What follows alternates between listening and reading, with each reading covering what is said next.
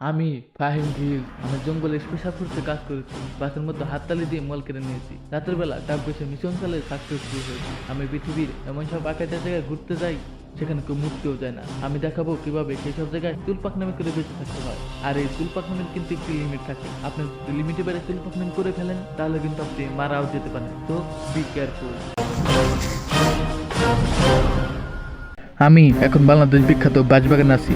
কয়েক লক্ষ বর্গ কিলোমিটার মিলে এটি একটি বিখ্যাত ছোট বাঁশবাগান। আমি এখন একটি গাছের আগে আছি। এটি মাটি হতে পারে কয়েনগুলো উপরে। আর আজকে আমি আপনাকে দেখাবো এখানে কিভাবে চুল পাকনামি করতে হয়, যা আমি প্রত্যেকবার দেখে থাকি। আর এইবারও আমি তাই করব।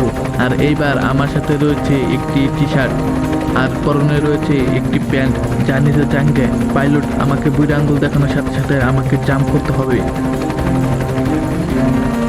এখন আমাকে জাম্প করতে হবে।